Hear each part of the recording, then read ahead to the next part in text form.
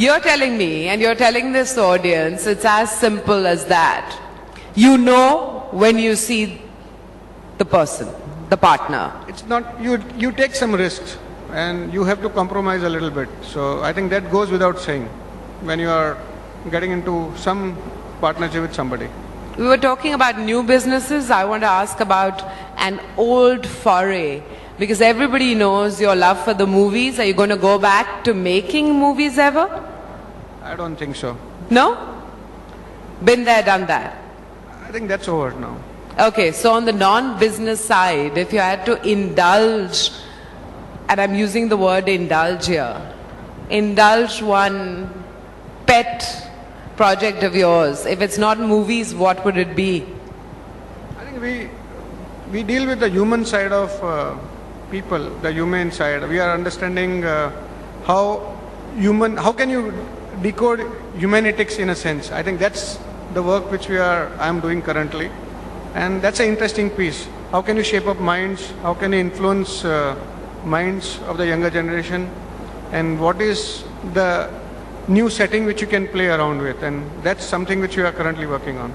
And that's captured in your advertising campaign as well, the message in a sense, to sort of nurture, cultivate young minds.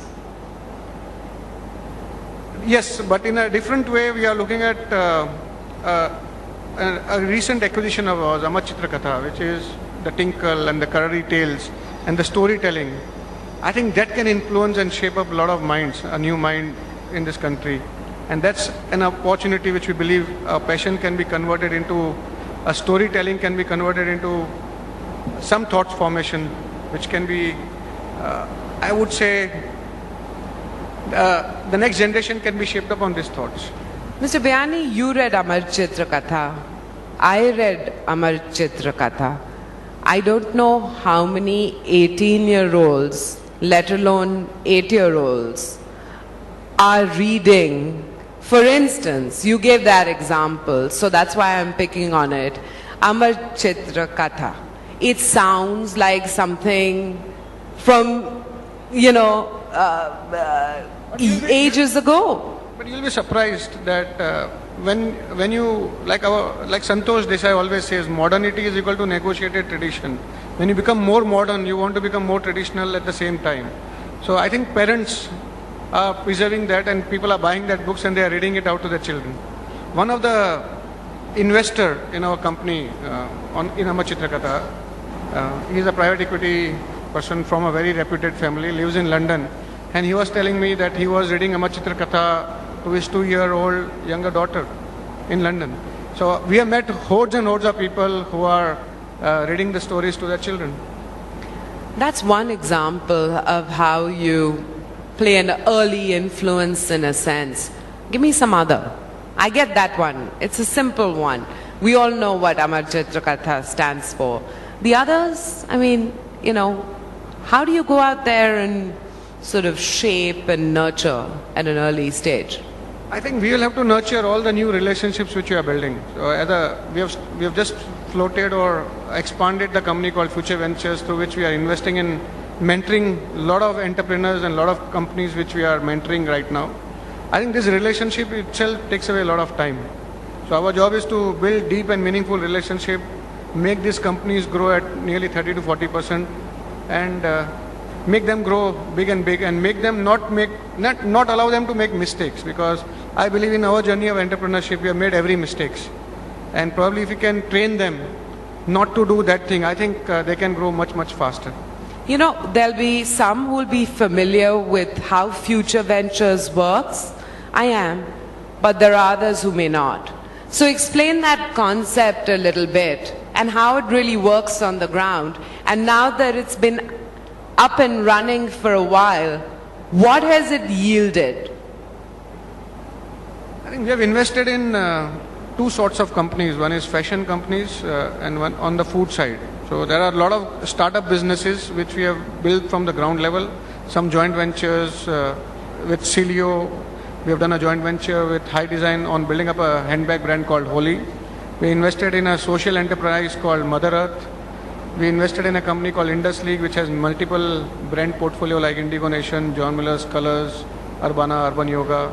We invested in two women's wear company, Biba and Global Desi. So we have a huge fashion portfolio, and every company I'm told is growing at more than 35-40%, and they are gaining size and momentum.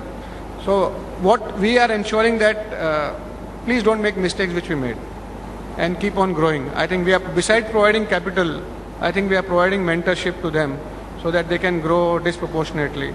On the food side, again, all the back-end supply food chain which we are building up is through this company and investing in entrepreneurs.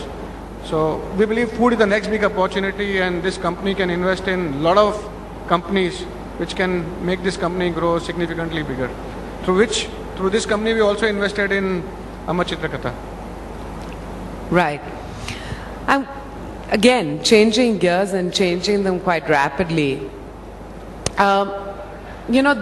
We, in the last year particularly, look around Indian business, and we've been talking about, succession planning, management game plan for the future. Wherever you look, I mean, the Tata Group is one example. I know I'm asking Kishore Biyani way too early, but you have family involved in the Future Group. What's the thinking that's evolving?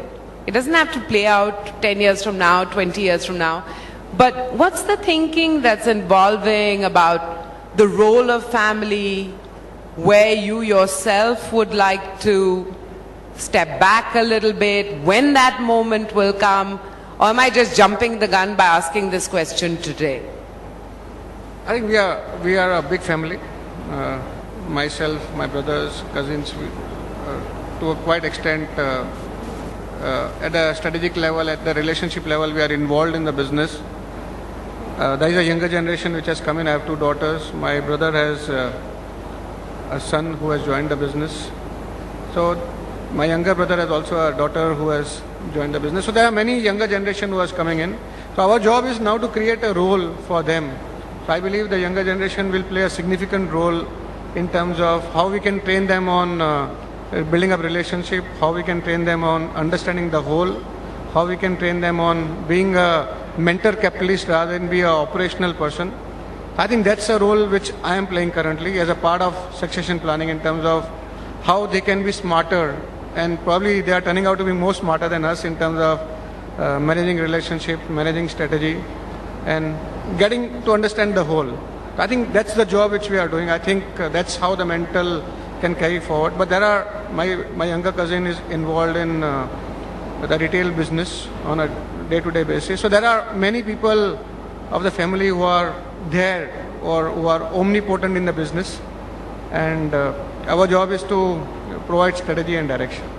So does that pose a challenge when you're making a pitch to senior professional managers that you'd like on board? Basically, I'm trying to say the balance between family involvement and what we call professional managers.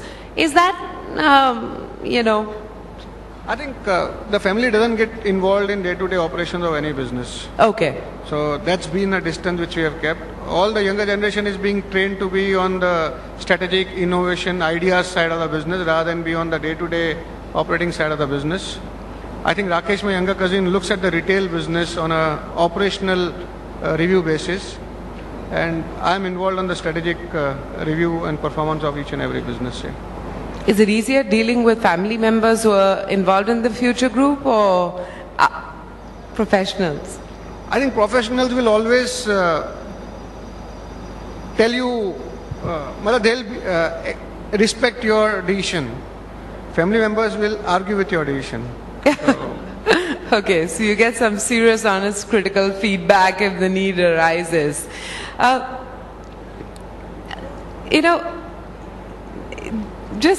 Again, changing gears here a little bit. There are a lot of people out here, many who have read your book and hence know the whole journey that you've made, some who may have not. But sitting here today, do you still marvel at what an exciting life it's been on the back of something like retail, which 20 years ago we wouldn't even have had in our vocabulary. I think in my book, I think one of the best pieces which Rama liked, Rama Bijapurkar, I wrote a theory called the time pass theory. And time pass theory means everybody in the world is doing something to kill their time. And I was killing my time by doing retail as a business. So everybody is doing something. I think we are all killing time and somebody is hearing us and somebody is going to ask us questions now. So it's all passing of time in a sense. So I think there was nothing else I knew at that time. And that's how we got into this business. And through this, you discover friends, you discover relationship, you discover many business partners and with one single business, you discover so many facets of life. True. So many business opportunities as well. You know, I think this format actually allows for a couple of question and answers, although I'm tempted to hog the questioning myself.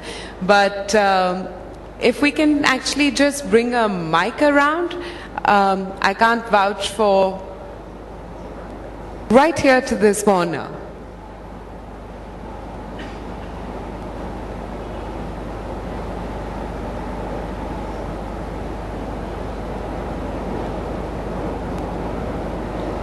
Do introduce yourself before you ask a question. Sir, Dipinder Kapani, part of modern retail. In the beginning of the discussion, you mentioned about creator and destroyer, which means Brahma and Mahesh. Then who is Vishnu? And how does it feel being treated as God of modern Indian retail? I think preservation is something which you always do. When you created a new idea, you know which idea to preserve. And you create a whole organization around it to preserve it. So there has to be somebody always, those who are running the business are supposed to preserve the business. So that's where the preservation comes in. And I think, luckily for me, we were the first one in retail business. And retail is a very glamorous business because there are two businesses which are very glamorous. One is retail and one is cinema. Because you watch cinemas often and you do shopping often. So I think that gets you to the glamour. I think we are all media created people in a sense. The people who create us will destroy us one day.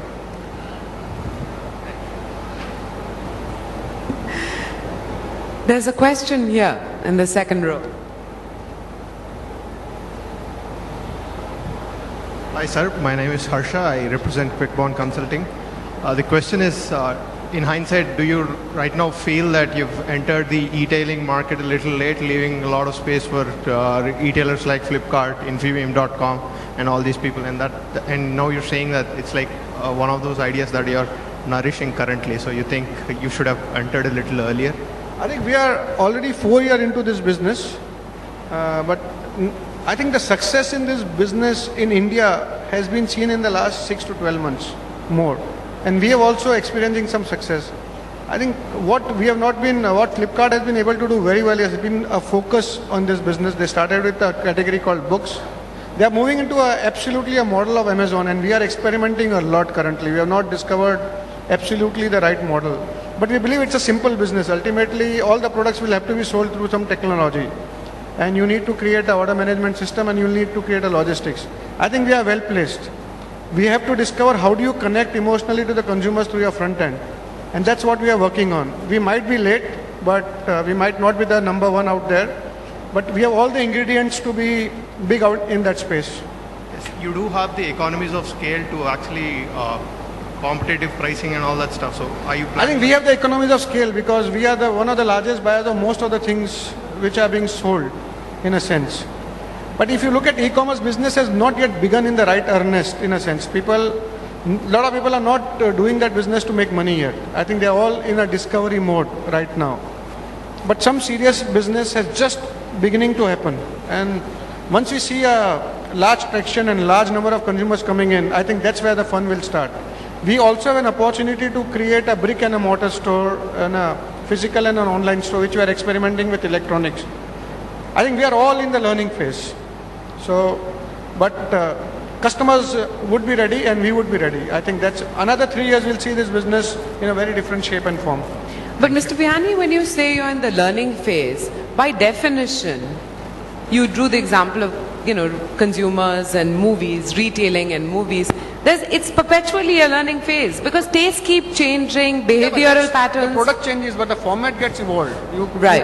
I think in e-commerce, the format is not yet evolved. And if you want to copy an international format and work on it, there are many formats. We are rediscovering ourselves and wanting to connect with the Indian consumer in some manner. We have something in mind, but it's not yet perfected. Okay.